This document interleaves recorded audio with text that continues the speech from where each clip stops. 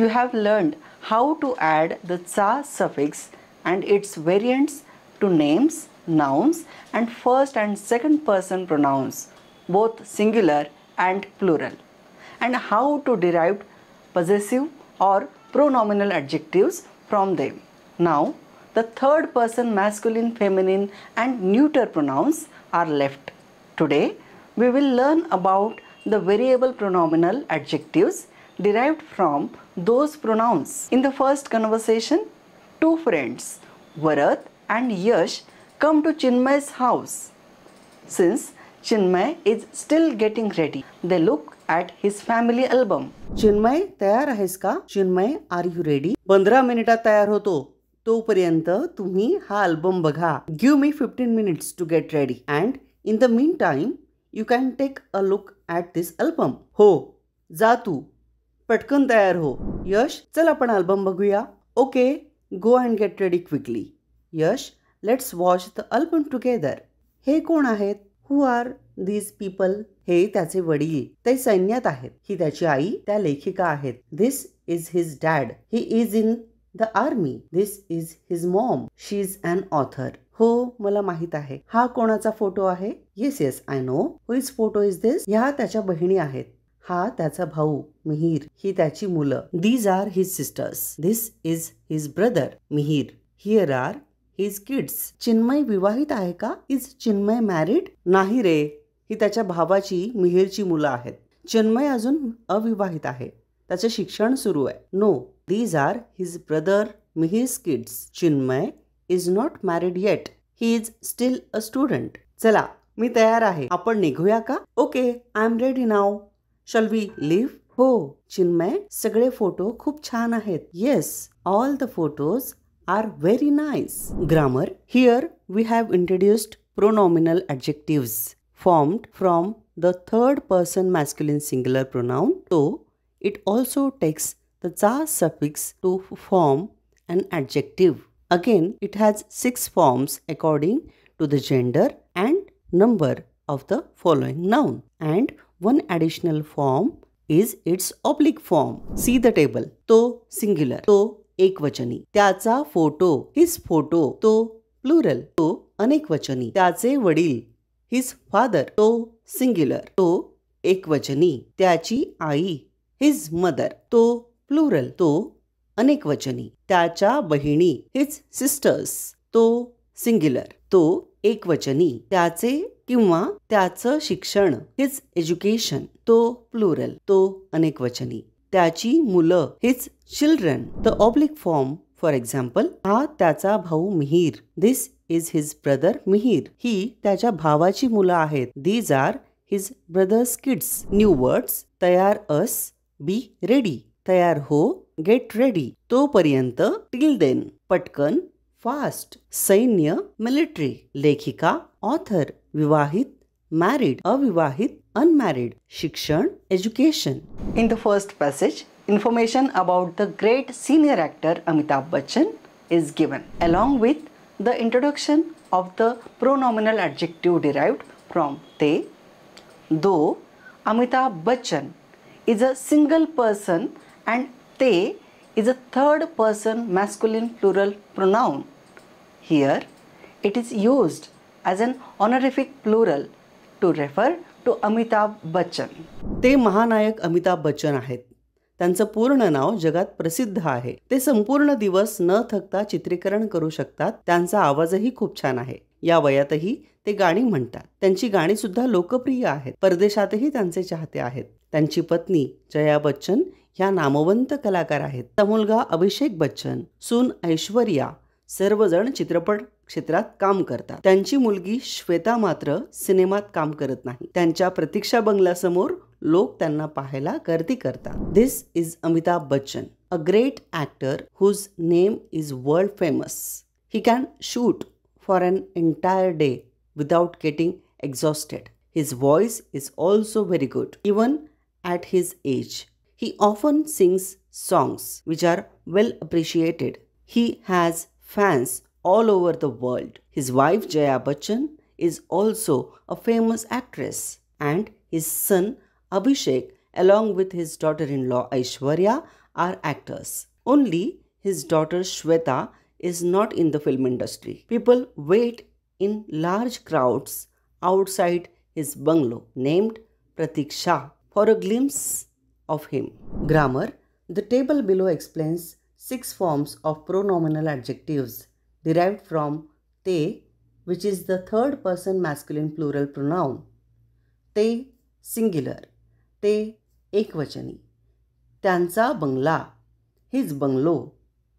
ते प्लुरल, ते अनेकवचनी. त्यांचे चाहते, his fans. ते singular, ते एकवचनी. त्याची मुलगी, his daughter. ते प्लुरल, ते अनेकवचनी. त्यांच्या जाहिराती, his advertisements. ते singular, ते एकवचनी. त्यांचं काम, his work. ते प्लुरल, ते अनेकवचनी. त्यांची गाणी, his songs. The oblique form, for example, त्यांच्या बंगल्यासमोर लोकांची गर्दी असते. There is a crowd of people in front of his bungalow. New words. महानायक, great actor. प्रसिद्ध, famous. न थकता, without getting tired. चित्रीकरण, shooting. वय, age. लोकप्रिय, popular. परदेश, foreign country. चाहता, fan. पत्नी, wife. नामवंत, renowned. कलाकार, artist. चित्रपट, film. Cinema, film. The second passage shares information about the famous badminton player P.V. Sindhu and introduces the forms of pronominal adjectives formed from ती, which is a third person singular feminine pronoun. ही जागतिक कीर्तीची बॅडमिंटनपटू P V. Sindhu आहे. तिचं वय फक्त 29 वर्ष आहे. ती हैदराबादची आहे. तिची मातृभाषा तेलुगू आहे. श्री अनूप श्रीधर हे तिचे बॅडमिंटनचे प्रशिक्षक आहेत. तिचा व्यायाम, आहार ते ठरवतात. तिची प्रतिस्पर्धी स्पॅनिश खेळाडू कॅरोलिना मरीन आणि भारतीय खेळाडू सायना नेहवाल तिच्या चांगल्या मैत्रिणी आहेत. तिच्या पदकांचा भारतीय लोकांना खूप अभिमान वाटतो. P V. Sindhu is an internationally famous badminton player. At just 29 years old, she is from Hyderabad, where Telugu is her mother tongue. Her badminton coach is Mr. Anup Sridhar, who oversees her exercise and diet. She has a good friendship with her fellow players, Carolina Marin from Spain and Saina Nehwal from India. India is very proud of her medals and achievements. Grammar. The passage explains the 6 forms and oblique form of adjective. तिचा derived from ती. For example, third person feminine singular pronoun. That is third person feminine singular pronoun. See the table. ती singular. ती एकवचनी. तिचा आहार. Her diet. ती plural. ती अनेकवचनी. तिचे प्रशिक्षक. Her coach. ती सिंग्युलर. ती एकवचनी. तिची मातृभाषा. Her mother tongue. ती प्लुरल. ती अनेकवचनी. तिच्या मैत्रिणी. Her friends. ती सिंग्युलर. ती एकवचनी. तिचं वय. Her age. ती प्लुरल. ती अनेकवचनी. तिची पदकं. Her medals. Oblique form. For example, तिच्या पदकांचा भारतीय लोकांना अभिमान वाटतो. Indian feel proud of her medals. New words. जागतिक, इंटरनॅशनल. कीर्ती, फेम. व्यायाम, एक्सरसाइज. आहार, डाएट. ठरव, डिसाइड. प्रतिस्पर्धी खेळाडू, फेलो प्लेयर. चांगल्या, गुड. पदक, मेडल. लोक, पीपल. अभिमान, pride. In the third passage, while giving information about two friends, Neeta and Kalpana, the pronominal adjectives forms of त्यांचा are introduced. It is derived from the second person feminine plural pronoun त्या. नीता आणि कल्पना दोघी मैत्रिणी आहेत. त्या दोघीही architect आहेत. त्या एकाच कंपनीत नोकरी करतात. त्यांची कंपनी बहुराष्ट्रीय आहे. त्यांचं मुख्य ऑफिस हाँगकाँगला आहे पण त्या दोघी त्यांचं पुण्यातलं ऑफिस सांभाळतात. वर्षातून 1 महिना त्या त्यांच्या हाँगकाँगच्या ऑफिसात काम करतात. त्यांच्या आवडीनिवडी सारख्या आहेत. चित्र काढणं हा त्यांचा छंद आहे. पिझ्झा, पाणीपुरी हे त्यांचे आवडते पदार्थ आहेत. आणि महाबळेश्वर, माथेरान ही त्यांची आवडती ठिकाणं आहेत. Neeta and Kalpana are friends. They are both architects who work for the same company, a multinational corporation. Their head office is in Hong Kong, but they are in charge of the office in Pune. Once a year, they have to go to the office in Hong Kong and work for a month. They enjoy similar things. Drawing is their hobby. Their favorite food are pizza and pani puri. And their favorite places to visit are Mahabaleshwar and Matheran. Grammar. In this passage, we discuss the pronominal adjectives त्यांचा, which is introduced with 6 forms according to the gender and number of the following noun. In addition to these forms, there is an oblique form त्यांचा. It is important to note that the 6 forms of the third person masculine plural they and the third person feminine plural त्या are the same.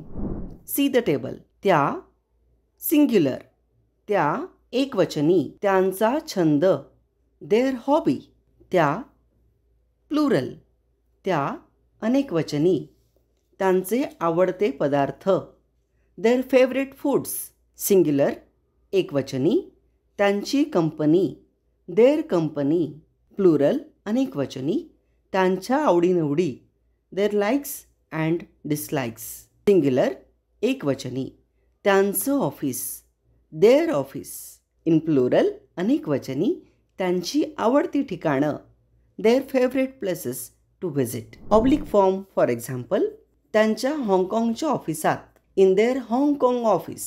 New words, दोघी, both, एकाच, same, मुख्य, main, सांभाळ, look after, आवडीनिवडी, liking, चित्र काढ, draw a picture, छंद, hobby, आवडता, फेवरेट, ठिकाण, place. Passage number 4. Friends, now the last 2 variable pronominal adjectives are left. They are derived from the third person neuter singular and plural pronouns they and ती respectively. Harshita पाळणघर चालवते. ती 7 मुलांना पाळणघरात सांभाळते. ती सगळी मुलं एकाच वयाची नाहीत. एक बाळ अगदी छोटं आहे. त्याचं वय फक्त 8 महिने आहे. त्याची आई प्राची नोकरी करते म्हणून ती त्याला पाळणघरात ठेवते. ती रोज सकाळी त्याची औषधं, त्याचं स्वेटर, त्याचे कपडे, त्याच्या दुधाच्या बाटल्या इत्यादी सामान त्याच्या बॅगेत भरते आणि हर्षिताकडे देते. हर्षिता सगळ्या मुलांची खूप काळजी घेते. बाकीची 6 मुलं थोडी मोठी आहेत. हर्षिताचं घर मोठं आहे. एका खोलीत ती त्यांचे बिछाने घालते, त्यांची पांघरुणं ठेवते. दुसऱ्या खोलीत त्यांची खेळणी, त्यांची चित्रांची पुस्तकं मांडते. एका रॅकवर त्यांचे डबे, त्यांच्या पाण्याच्या बाटल्या ठेवते. त्यांचं बोबडं बोलणं रेकॉर्ड करते. त्यांचे व्हिडिओ घेते.